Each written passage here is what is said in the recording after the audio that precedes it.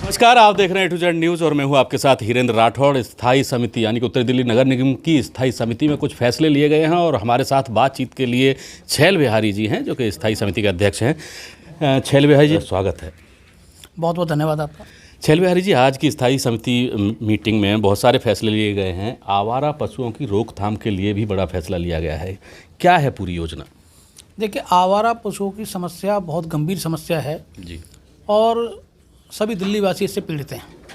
उसी दिशा में हमने कदम उठाए हैं और उसके लिए बाकायदा प्रेम्बल बन के आया है कि किस तरीके से उनको रोका जाए। जी, उनके डेयरी जो मालिक हैं उनके खिलाफ भी हम कानूनी कार्रवाई भी कर रहे हैं, जुर्माने की राशि भी रखी है, और जो ट्रैफिक बाधित होता है इससे जी, या थोड़ी गंदगी फैलती है तो इस तरीके से वो चीज़ें ना फैलें, तो उसी दिशा में हमने प्रेम्बल बनाया और उसमें काफ़ी सारे पॉइंट हैं जिससे कि इससे काफ़ी निजात मिलेगी। कुछ जुर्माने का प्रावधान भी किया गया है, कितना है, कैसे है? 25,000 रुपये जुर्माने का प्रावधान है पर मैं अपना गाय के हिसाब से, जी, और इसके अलावा और भी कानूनी प्रक्रिया के तहत जो भी बन पाएगा उनके ओनरों के खिलाफ हम कार्रवाई करेंगे और निश्चित तौर पर सख्ती से इस विषय को ले रहे हैं हम।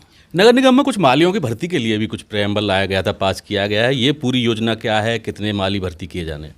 देखिए, वैसे तो आर्थिक तंगी से हम जूझ रहे हैं और दिल्ली सरकार का सौतेला रवैया बिल्कुल बरकरार है, क्योंकि वो अपने पॉलिटिकल एजेंडे के साथ काम कर रहे हैं, उनको तो देना है नहीं कुछ भी।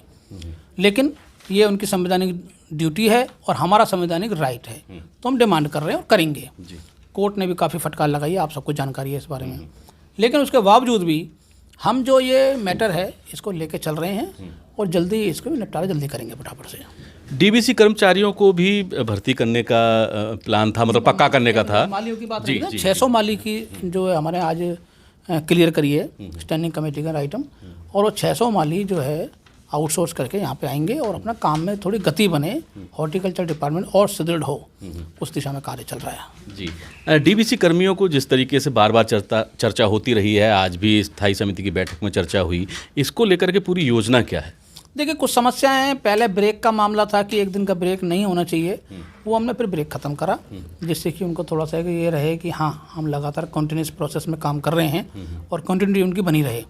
इसी तरीके से डीबीसी की और भी समस्याएं हैं जो उनको पक्का करने की बातें हैं, उनके पोस्टों की बातें हैं, वो सारे विषय हम अभी आने टाइम बाउंड तरीके से बोला है और वो मंडे तक क्लियर करेंगे उसको मामले को।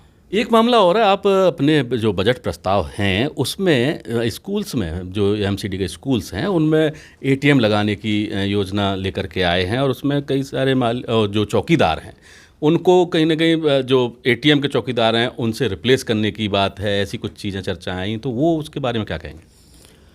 रेवेन्यू जनरेशन, पब्लिक की सहूलियत और स्कूलों के अंदर सेफ्टी सिक्योरिटी, जी, इन तीनों चीज़ों को फोकस करते हुए हमने जैसे एक योजना बनाई है, मैंने बजट के अंदर 23 तारीख को रखी थी कि जितने भी हमारे स्कूल हैं तो ज़्यादातर वो रिहायशी इलाकों के अंदर हैं, उसके स्कूल के प्रमाइसिस के अंदर हम एक छोटा एटीएम प्रोवाइड कर सकते हैं जिसके एंट्री और एग्जिट बाहर की तरफ से होगी। जी, नंबर एक। नंबर दूसरा, उससे हमको राजस्व प्राप्त होगा नगर निगम को।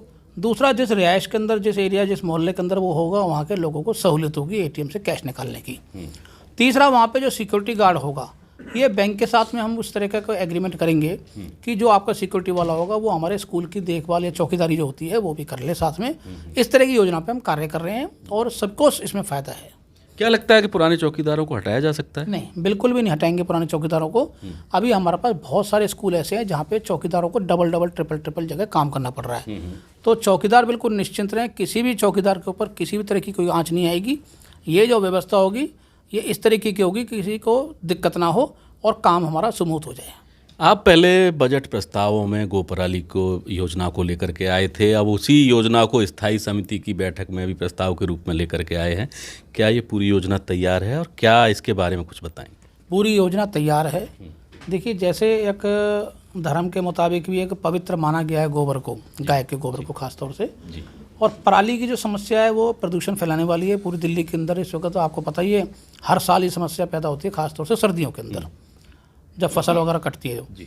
उसके बाद दिक्कत क्या आती है, पराली जलती है और प्रदूषण फैलता है। तो अभी भी आप जाएंगे गांव देहातों के अंदर, वहाँ भी गोबर के जो उपले होते हैं उनके माध्यम से संस्कार किया जाता है। और आदमी की एक अंतिम इच्छा भी होती है, गंगा जल मुँह में हो, गोबर, गाय का गोबर हो, और इस तरीके। तो हमने योजना बनाई कि पराली और गोबर को मिक्स करके रॉड नुमा, उपले तो अलग चीज़ हो गई जी, रॉड नुमा वो बनेगा और लकड़ी की उससे बचत होगी, पर्यावरण का फायदा होगा, पेड़ कटने से बचेंगे और आदमी के मन में संतुष्टि होगी, जाने वाले के मन में संतुष्टि होगी, संस्कार करने के परिवार वाले रिश्तेदार सबके मन में संतुष्टि रहेगी कि एक पवित्र चीज़ से संस्कार किया गया।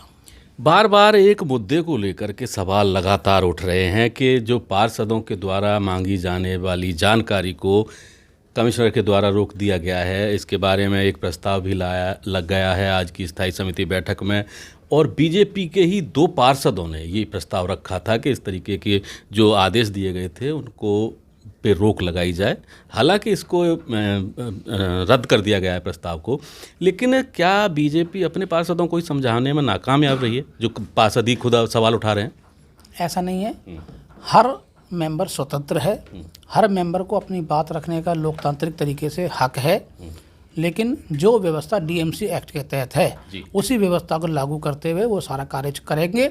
लेकिन किसी भी मेंबर के ऊपर हमारा कोई बाउंडेशन नहीं है, ना हम किसी को प्रेशर बनाते, सब लोकतांत्रिक व्यवस्था के अंदर स्वतंत्र है अपनी बात को रखने के लिए। लेकिन क्योंकि ये बीजेपी का जो नेतृत्व है उसका डिसीजन था, नगर निगम में जो नेतृत्व है कि इस तरीके की व्यवस्था बनाई जाए, उसके लिए एक कमेटी भी बनाई गई कि अगर कोई इस तरीके का प्रार्थना पत्र आता है जानकारी मांगे जाने के लिए तो उस पर विचार किया जाए।